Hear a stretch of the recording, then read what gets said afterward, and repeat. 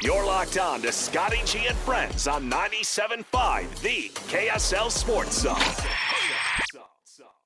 Hey, let's get it, folks. 97.5, the KSL Sports Zone. It is the calm before the storm of the NCAA Tournament. Fired up, folks. This is going to be a lot of fun. NCAA Tournament action officially begins tonight. You got the first four and all that stuff, but does anybody really care? No.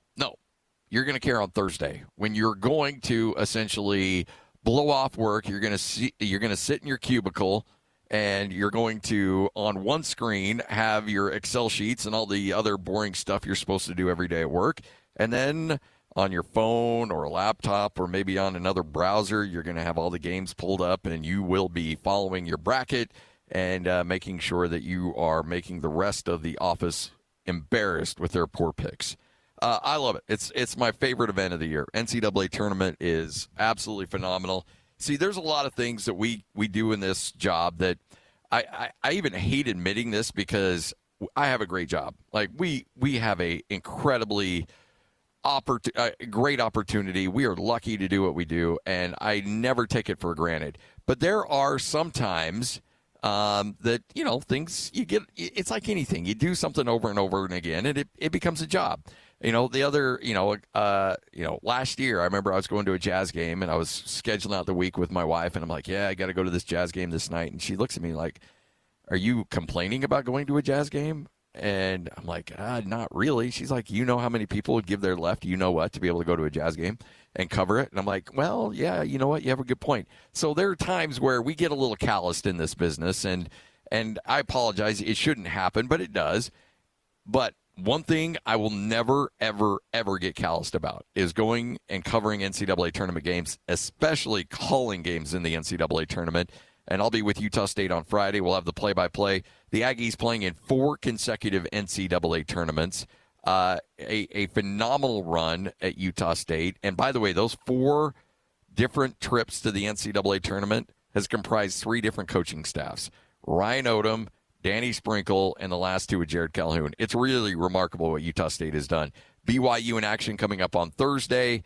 They've got to sit back and wait tonight to see exactly who they're going to play, whether it'll be Texas or NC State. So those 2 teams will be playing in Dayton, and then BYU will be finding out who they're going to play in that first-round matchup in Portland coming up on Thursday. Utah State will play Friday afternoon in San Diego. But we'll have all the press conferences, all the coverage, all the media availability. We'll have it really covered from top to bottom. In fact, the head coach of Utah State, Jerrod Calhoun, will join us coming up in about 4 minutes from right now. Always great catching up with him, and I'm sure he's knee-deep into game prep on Villanova and trying to figure out who they are. And also a lot of ties to this Villanova program as well. Rollie Massimino, longtime coach at Villanova, won a national championship with Villanova, eventually became the head coach at Cleveland State, and he had a player that played for him at Cleveland State named Jerrod Calhoun. Then you look at Paul Molinari, who's the director of operations for Utah State. Great guy. He was on Rollie Massimino's staff at Villanova and is a Villanova grad. There's a lot of interconnection here. The head coach of Villanova, his dad essentially created the defense that Utah State runs, the matchup zone. So there's a lot of really cool storylines coming up in these 2 games between Utah State and Villanova, and of course BYU in their opening round game as well. By the way, we will have complete coverage for you. We'll have all the games on the AM. So starting on Thursday and Friday, so all day while you're trying to watch games or listen to games, we will have our live programming on 97.5 FM. So you'll hear all of our shows, all of our analysis, all of our thoughts. And then on the AM, you're going to hear all the play-by-play of all the games. So really cool opportunity for you to either hear us react to what's going on or also hear the Utah State game, or you can also hear the live play-by-play coverage from our good friends at Westwood One who will be providing that feed. So there's no reason for you to be missing any of all the play-by-play action or any of the analysis or any of the media availability. The press conferences, the interviews, we'll have you covered from top to bottom here on the Zone. Fired up, though. We'll be in Portland. We'll be in San Diego. Nobody's going to cover the the NCAA tournament like the zone will, because we'll blow out the budget. We'll make Nate a little cranky with all the money we're spending. But at the end of the day, you, the listener, end up being the beneficiary of it because you get access that, frankly, nobody else is going to get. Coming up a little bit later on, Kurt Heelan will join us. Coming up at 1:05, we'll chat NBA with him. And then coming up in the 2 o'clock hour, one of our favorite dudes on the planet, Jay Stevens. Now, this is classic hockey guy. Jay Stevens just had, a knee replaced? And you know what he's doing? He's still coming on the radio with us. Yeah, I think it was a hip. Or was it a hip? Yeah, Ooh. no, I think it's a hip. Yeah. Goalie, those hit playing that goalie position is pretty tough on the hips. I understand. What do you think is harder on a body, playing a catcher or playing a goalie? You know what? Both are equally difficult on the body, I think. I'm just going to say fairly equal. They just ruin different parts of the body. Knees for catcher, and obviously hip for the goalie. I mean, the body's just not meant to constantly do the splits at a certain age, I would imagine. No, I would not think so. I would imagine that has an impact, no matter how great Jean-Claude Van Damme did it and for how long he did it. He might even had a hip replacement. Who knows? Well, or he had a stunt body or stunt guy do it for him. Yeah, body double. I got you. Body double. Yeah. There you go. All right, so Jerrod Calhoun's going to join us coming up here in a moment. We'll chat with him. Always fired up to chat with Coach, who's kind enough on a game week to carve out a few moments for us and talk Utah State basketball and get his thoughts on what's going down with Villanova. But, again, we'll talk hockey coming up in the 2 o'clock hour. We'll talk NBA in the 1 o'clock hour. A lot of college hoops coming up this hour as we'll take a closer dive into these two games. I think, frankly, and I want to say this before Coach hops on the line. I actually think Utah State's got a great chance against Villanova. I think Utah State is going to be upset about their seed, and you've already heard Coach Calhoun talk about the seeding. But really, when it comes down to it, it's about matchups. And as Utah State comes into a 9 seed, they take on Villanova, an 8 seed. And joining us now, he is the head coach of the Aggies, Jerrod Calhoun. Coach, thanks for joining us. I know you're knee-deep into game prep, getting ready for the biggest game of the season, but how you holding up? Doing good, Scotty. On about game 8 and plugging away. I think I was in here till about 1:30. I don't know what time I left, but the days are all running together. But we're excited to get back on the court today. We took 2 off days and start the Villanova prep, so we're extremely excited. Last time you took 2 off days, it was after the end of the regular season going into the Mountain West Conference Tournament, and you had one of your better practices. Do you feel that same kind of energy and vibe from your team as they came back after winning the tournament? Yeah, I haven't seen them yet today, but, listen, this is what teams, we go through a long off season to build the team. We build, our habits in the summer, our chemistry in the summer. We go through a lot of ups and downs throughout the preseason, your non-conference games, and then you get into the dog days of January and February. This is really what it's about. So I feel really good where we're at. I think our momentum is extremely high. I think we're defending at a high level. We've got a lot of efforts from a lot of guys. We're not a one-trick pony. I think we got a lot of different players that can step up. We saw that in the conference tournament. 3 wins in 3 days is not hard to, it's very hard to do. Not easy to do. So I feel good where we're at.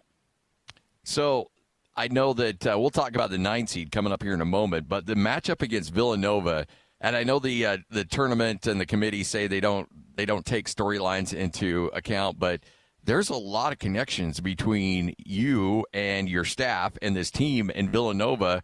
Paul Molinari he worked on that staff.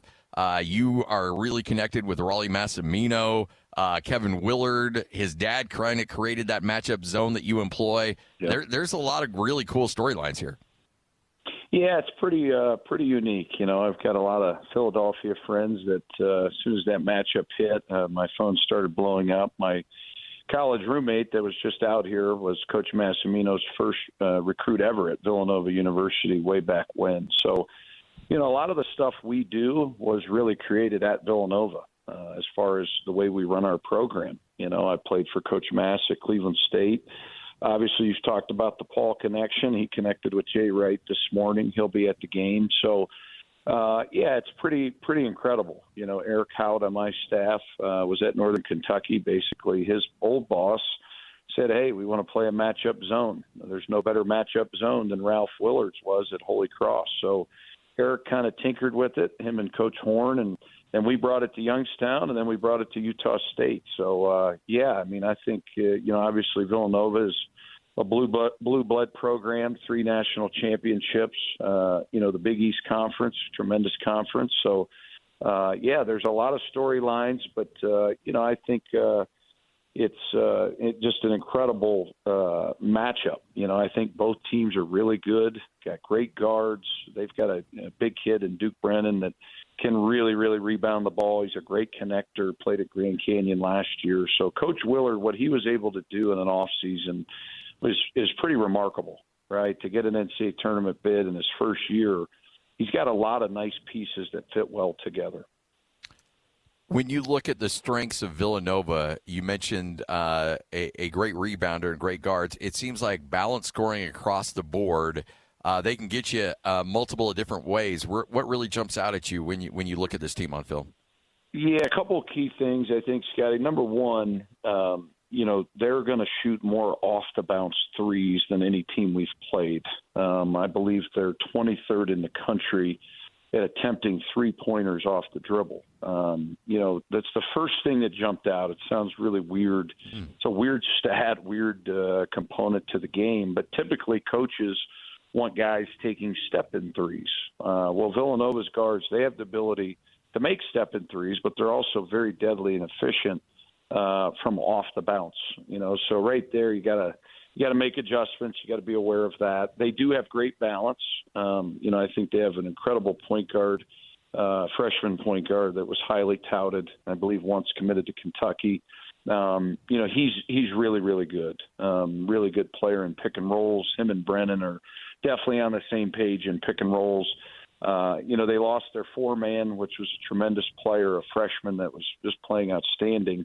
So their 4-guard lineups with Duke Brennan at the 5 spot. You have to have the ability to guard the bounce. They put a lot of pressure on your defense with the bounce. They run a lot of pick and rolls. I believe I forget what the number is, but they're one of the top teams in running just pick and rolls. So that's very similar to Grand Canyon. You look at the two teams we've kind of compared them to are Fresno State with some of their concepts, bringing their 5 into action, and then, their ability to just run 2-3 pick and rolls down every time down is very, similar to Grand Canyon. They got good balance, good offensively, good defensively, create a lot of turnovers. They're going to pressure you. Very, very strong guards. So you have to have ball security every time down. They're going to mix their defenses up. They'll go 2-2-1 back to a man-to-man, and then they'll also run a matchup. They'll go it looks like a 2-3, but it's really man-to-man. So I think the strengths, it's very similar to what Coach Massimino did when I played for him. He mixes his defenses up. He tries to keep you off guard, and I think Kevin does a tremendous job with that. Kevin mentioned the head coach of Villanova was asked about you and your defense, and he goes, "Yep, they run my pop's defense. They run my dad's defense."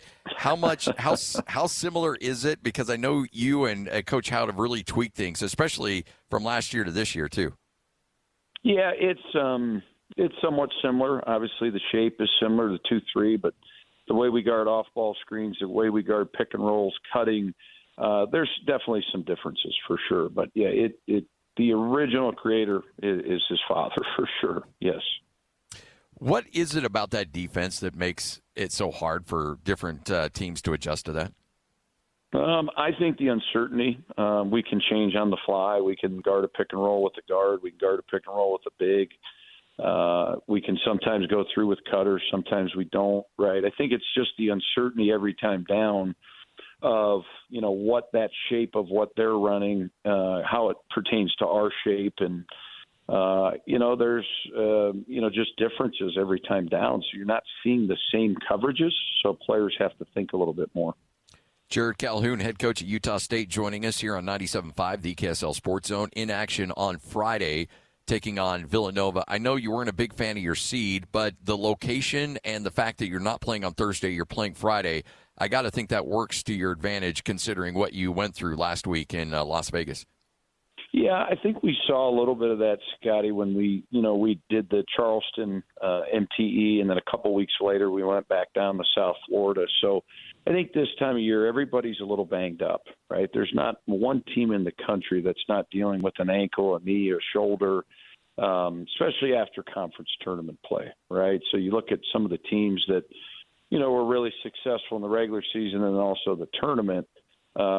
You got to be very, very careful as a coach of how you prep, the number of reps of contact versus non-contact. So, I've reached out to quite a few coaches, buddies of mine, and just try to, gauge their game plan, right? So then you put your game plan together, and then you start realizing, wow, the flight is, about 80 minutes. It's the same gym that, Mason and KT and Tuck and Jordy and Drake, our guys have played multiple games in there. Our new guys just played a game in there. So, and then I think you look at the fans. We have a huge following, so I think now it makes it very convenient for them to be able to get there. You look at the city of San Diego, it's a beautiful place, right? The weather's going to be 75, 80 degrees. So now when a fan's deciding, do I want to spend X amount of money on a plane ticket and a hotel and, game tickets, there's a little more excitement about going to a warmer climate. So I think all factors, those are all big factors. What I was upset was our metrics. I think our metrics, 28 wins, really good on offense, really good on defense. I think we finished, 13-5 against quad 1, quad 2.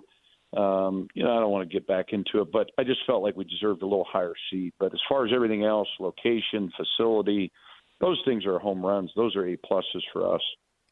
Well, the thing that, we can talk about, you said your piece on the 9 seed, but the fact that San Diego State, New Mexico, those are NCAA tournament teams, Coach. We've seen those teams, and they battle. Yeah, my heart breaks for those players and those staffs. I think it's, the first time since, is it 2017 or whatever it is, that we only have one team.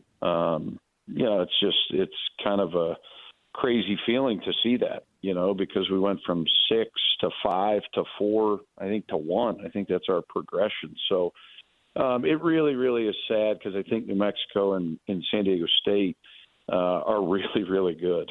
Both different but really elite teams that aren't in the NCAA tournament. So then I think you start looking at what you were able to accomplish as a group. A regular season title, a tournament title.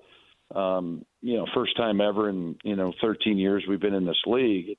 This is a special group, Scotty. Not only the basketball, the connectivity, the care factor for one another, from your players to your managers to your staff. I think you've seen that now being with us for this many games. It's really what makes us really good. We are a true team, and we care about each other, and we want to do exactly what we did as far as the conference tournament prep. We prepped with an edge.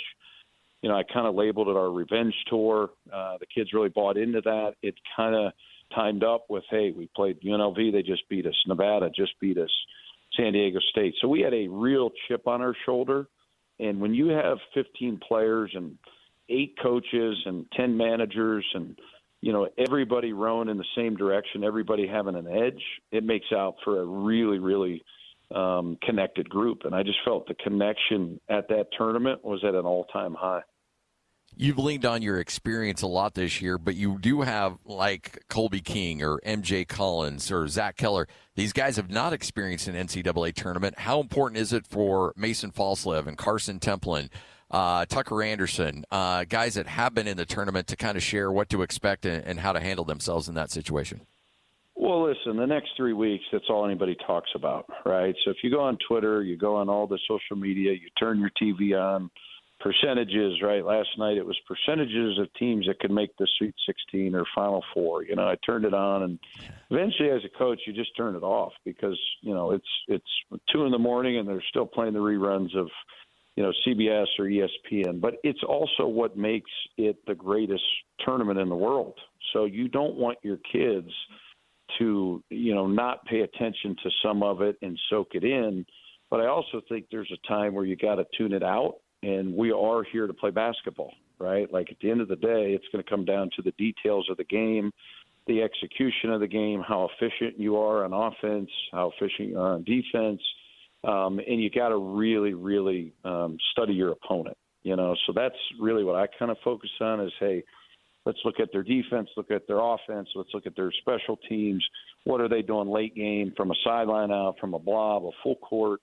We want to make sure in the next 72 hours, we're not information overload, but we're also loading enough information into our players' minds that when they get in the game, it becomes very natural, right? There's a progression each day you got to do on offense and on defense, and whether it's a live, whether it's a dry run or film sessions, that you're ready. But I think the 5 guys that we had last year on last year's team, they understand, hey, on Thursday there's an open practice, so we have 50 minutes.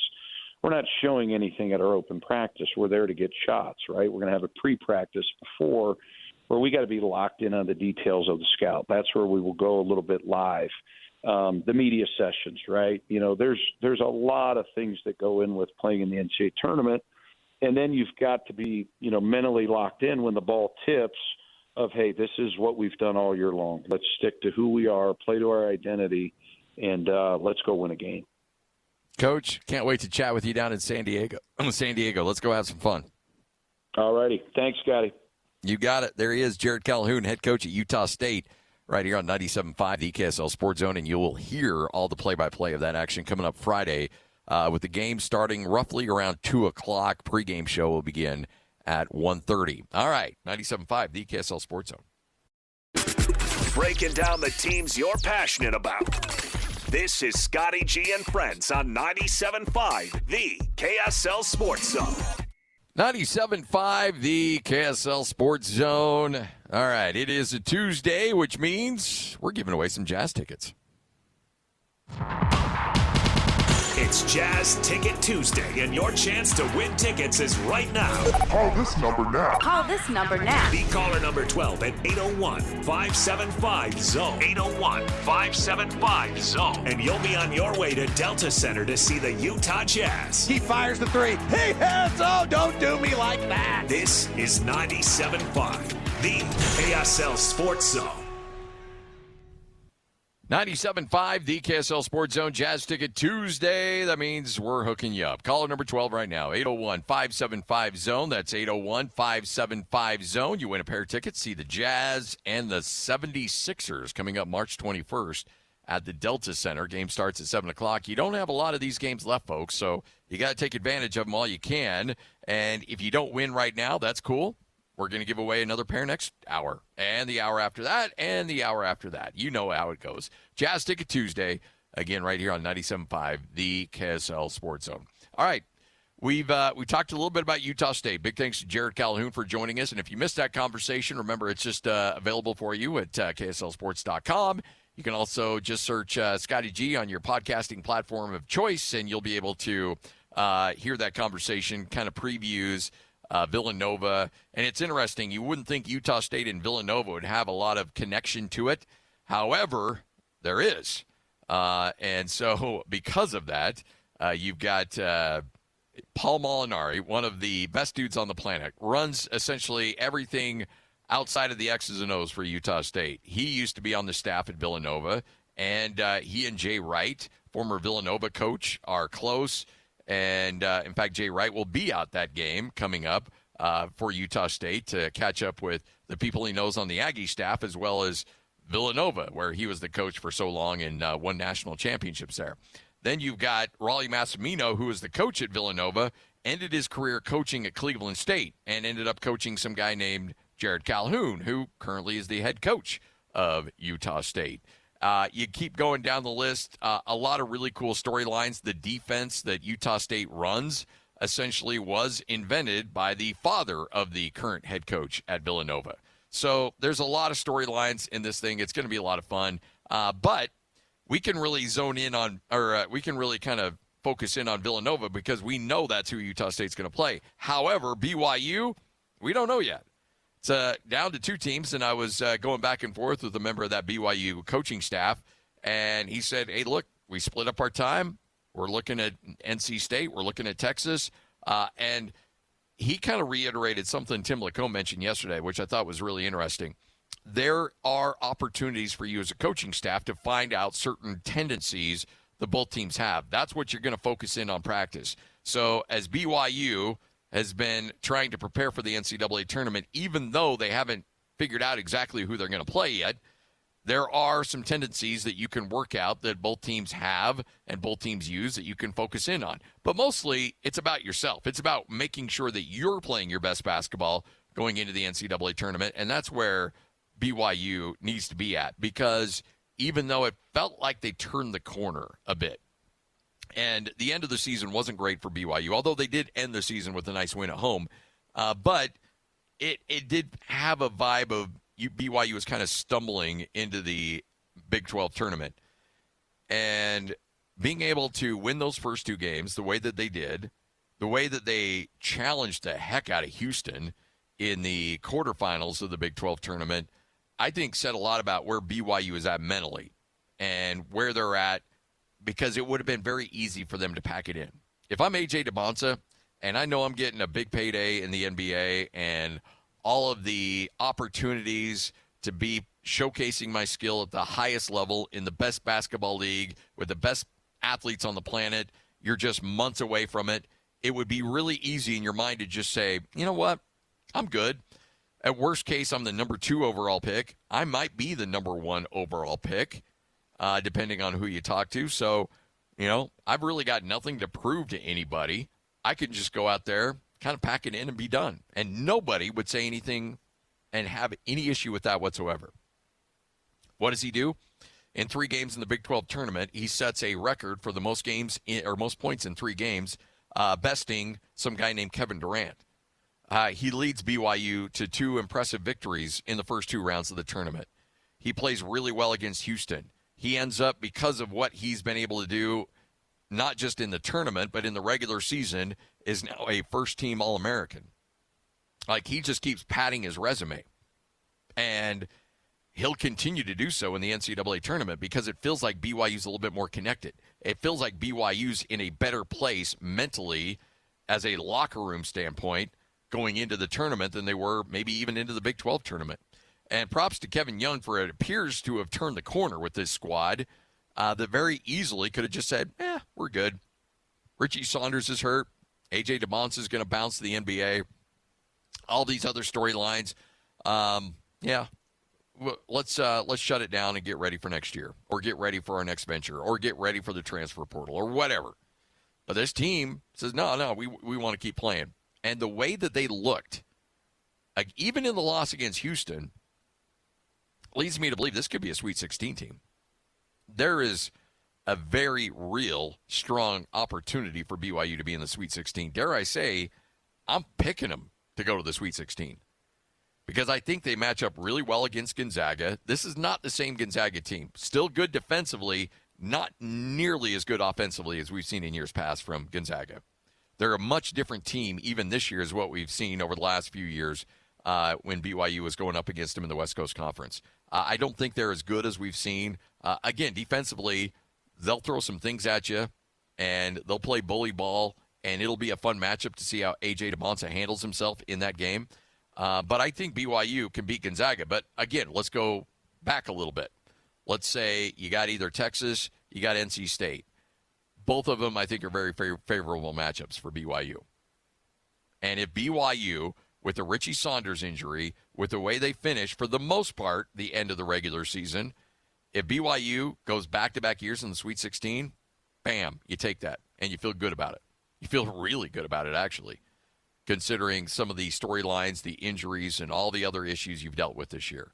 There is a lot to be excited about if you're BYU and you go back-to-back years in the Sweet 16. Yeah, you lose Richie. Yeah, you lose AJ. All right. You bring in another 5-star guy, and you continue to build the culture of what you've got there with Kevin Young, and you've got some great opportunities. So I look at this as really glass half full for BYU. I think that we got little nitpicky with them, and for good reason. They deserve some of the criticism coming their way down the stretch.